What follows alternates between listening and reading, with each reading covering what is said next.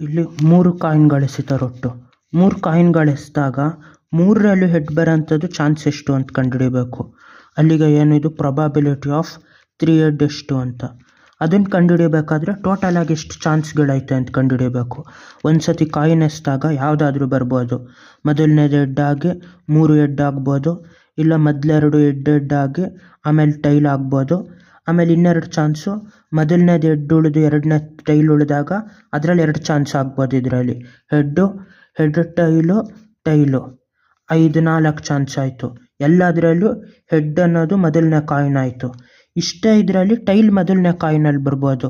Tail head, ಇಲ್ಲಿ tail head tile, ಅದೇ ಥರ ಟೈಲ್ ಹೆಡ್ಡು, ಟೈಲು, ಇದು 3.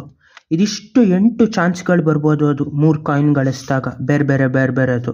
ಅದರಲ್ಲಿ 3 ಹೆಡ್ ಬರೋಂಥದ್ದು ಎಷ್ಟು ಚಾನ್ಸ್ ಆಯಿತಾ ಅದನ್ನು ಇಲ್ಲಿ ಕಂಡುಹಿಡಿಬೇಕು.